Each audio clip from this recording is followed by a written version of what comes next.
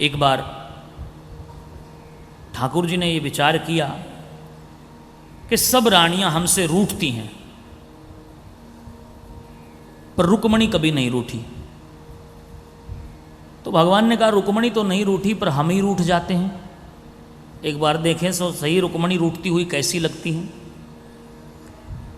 तो भगवान उस दिन रूठ गए रुक्मणी से। रुक्मणी भगवान के चरणों में आई, प्रभु क्या भूल हो गई, क्या गलती हो गई, बताइए। ठाकुर जी बोले कुछ नहीं, हम तो विचार कर रहे थे, बस विचार ये कर रहे थे कि देवी जी आपने हमसे शादी की, आपने हमसे शादी क्यों की, हम में ऐसा क्या देखा।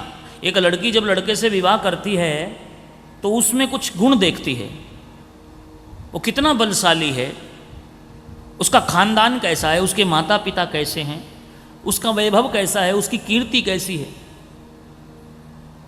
ये सब देखा जाता है। पर तुमने हम में ऐसा क्या देखा।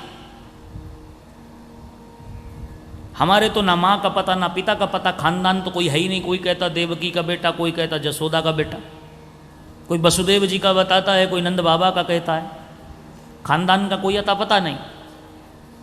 और तुमने हमसे शादी की, हम बलशाली हैं, ऐसा भी कुछ नहीं है।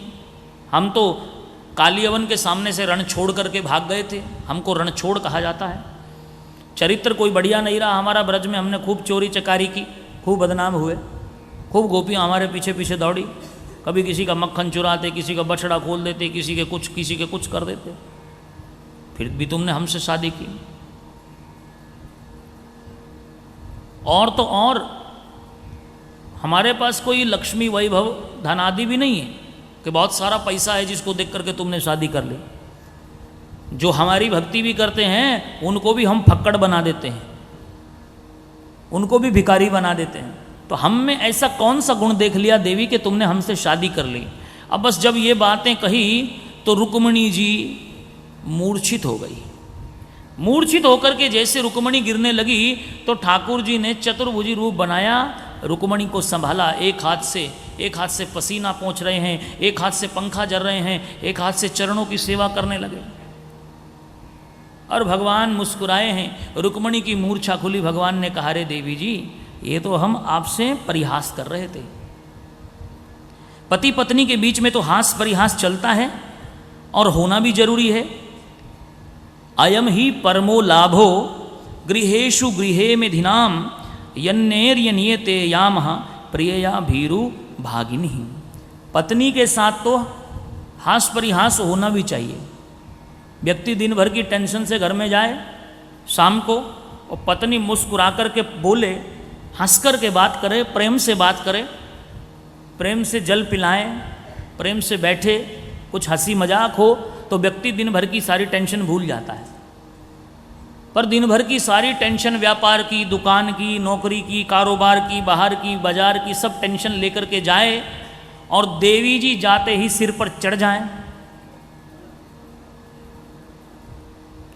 जाते ही सब शिकायतें शुरू कर दें और बेचारा पहले ही टेंशन में जाएगा। जब वो टेंशन में जाएगा और देवी जी फिर टेंशन के ऊपर टेंशन चढ़ा दें, फिर तो भैया झगड़ा हो गई। सच्ची बता रहे हैं, घरों में झगड़े का सबसे बड़ा कारण यही है। पति जब भी घर से बाहर जाए, पत्नी का धर्म है मुस्कुरा करके उसको घर से विदा करे। पति जब घर में लौट कर आए तो मुस्कुरा करके ही उसका स्वागत करे, प्रेम से बात करे। शिकायतें तो बाद में भी हो सकती हैं, पर माताओं की ऐसी आदत होती है कि पहले शिकायतें सुनाती हैं। पानी नहीं पूछेंगी कि दिन भर का प्यासा है, पानी पिया नहीं पिया, भोजन किया नहीं किया। पहले दिन भर की जो शिकायतें हैं, ये नहीं हुआ, वो नहीं हुआ, ये नहीं है, वो नहीं है, ऐसा नहीं है, वैसा नहीं है, ये नहीं किया, वो सब सुना देंगी और बेचारा वो टेंशन के ऊपर टेंशन चढ़ जाएगी। फिर उसको क्रोध आएगा, क्रोध आएगा तो झगड़ा होगा। पत्नी का धर्म है, पति के जब आए तो प्रेम से मुस्कुरा करके बात करें। ठाकुर जी बोले दिन भर की सब कामकाज की चिंताएं दूर हो जाती हैं जब पति पत्नी के पास बैठता है, थोड़ा हास परिहास करे, थोड़ा विनोद करे। और हम तो मजाक कर रहे थे। रुक्मणी कहने लगी कि प्रभु आप विनोद तो कर रहे थे पर आपकी कोई बात झूठी नहीं है, सब सच है। ठाकुर जी बोले सच क्या है? बोले आपने कहा कि आपका कोई माता पिता नहीं है। सच्ची बात है, झूठी बात थोड़ी है। आप तो जगत पिता हो, सृष्टि बनाने वाले ब्रह्मा के बाप भी आप ही हो, तो आपका कौन बाप, कौन माँ, कौन पिता, कौन माँ? जब आप ही सब कुछ हो, आपके सिवा कुछ है ही नहीं, तो आप ही बनने वाले बनाने वाले सब आप ही हो, तो आप ही सबके पिता हो, आपका कोई पिता नहीं, कोई माता नहीं। आपने कहा कि आप रण छोड़ करके भाग गए काल्यवन के सामने से। काल्यवन कौन है? पाप है। जहां पाप होता है वहां आप नहीं रुकते। पाप होता है तो आप उस स्थान को छोड़कर चले जाते हैं, इसलिए आप काल्यवन के सामने से रण छोड़ करके भागे।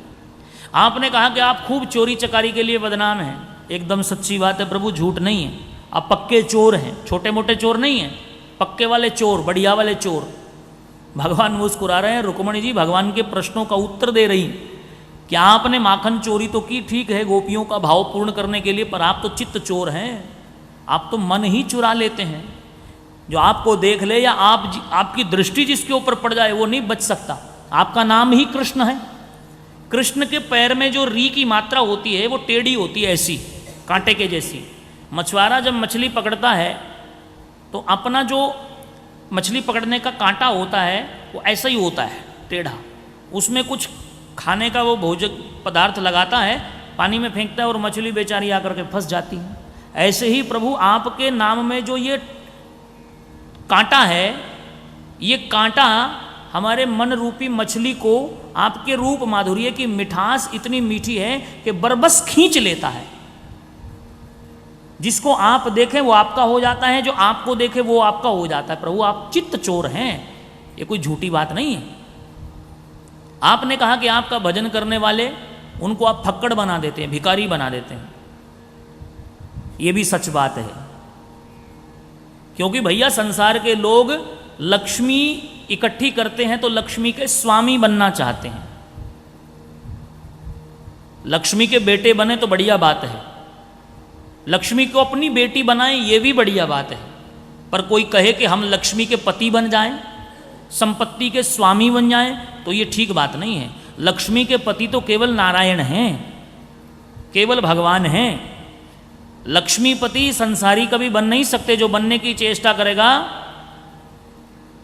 तो ठाकुर जी सारी लक्ष्मी का हरण कर लेते हैं। और जो आपके भक्त हैं पक्के, उनकी धन में आसक्ति हो तो आप सबसे पहले उनका वो भाव छीन लेते हैं। जो मन धन में फंसा है वो हटा लेते हैं। जब तक मन में धन की आसक्ति होगी तब तक आपसे प्रेम नहीं हो पाएगा। आपसे प्रेम तो तभी होगा ना जब धन से आसक्ति हटे। तो इसलिए आप अपने भक्तों का पहले मन हटा लेते हो, उनका सब धन छीन लेते हो, और जब धन छीन जाता है फिर वो आपकी शरणागति हो जाते हैं। ठाकुर जी बोले रुक्मणी हम तो समझ रहे थे कि तुम कुछ जानती नहीं, पर तुम तो बहुत समझदार हो। भगवान मुस्कुराए हैं। बड़ी अद्भुत ठाकुर जी की गृहस्थ जीवन की सुंदर सुंदर लीलाएं हैं। रुक्मणी भगवान से कभी नहीं रूठी, आज भी नहीं रूठी। भगवान कहने लगे हम तो तुमको रूठाने के लिए कर रहे थे कि रूठती हुई कैसे लगती हो, अब नहीं रूठी तो नहीं रूठी, क्या करें।